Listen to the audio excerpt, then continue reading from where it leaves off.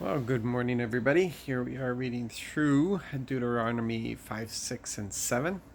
Sorry if I appear a little tired. I just drove in from Nova Scotia. Okay, 5, 6, and 7. Deuteronomy chapter 5, verse 3 is a really fantastic example of why we say that God doesn't have grandchildren. In chapter 5, verse 3, Moses is telling them that the covenant wasn't made with their ancestors and handed down to them. The covenant was being made with them. It was theirs. It was their relationship with Yahweh. It was not something that was handed down, even though the relationship was with Yahweh beforehand. This was a covenant he was making with them specifically. This was not Abraham's covenant. This was their covenant. And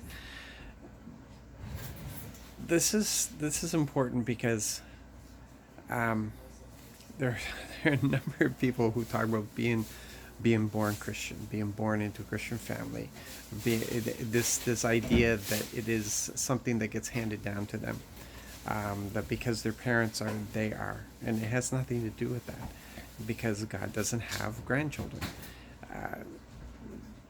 Although the covenant was made possible 2,000 years ago on the cross, it's something that is entered into when you believe and you confess.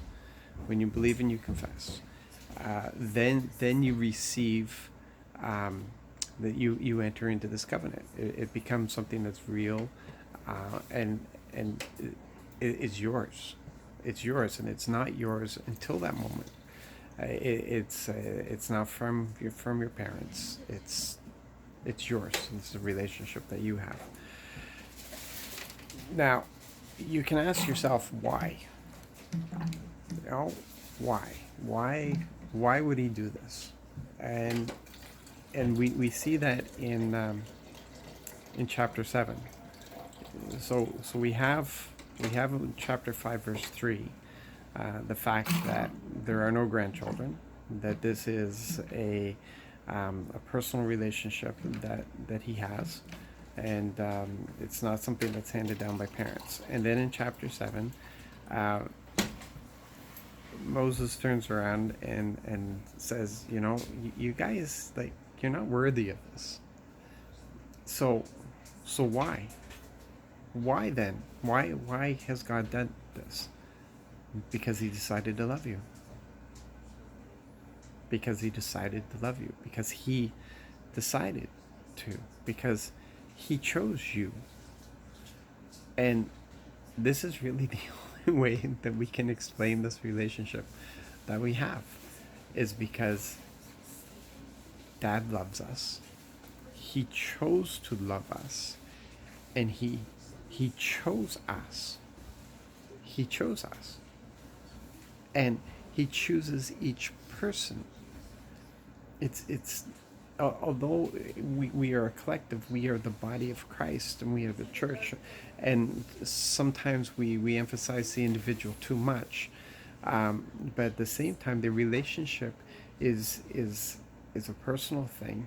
It's a decision that each person makes, and you have to decide whether you accept the invitation or not, whether you become a child or not. So that's a decision that has to be made by each person. So it's interesting that we see this here in Deuteronomy, and it answers a number of questions that people have today about our relationship with Dad. So there's no grandchildren, and he adopts us because he wants to. That's his decision. So you guys be blessed. Have a great day.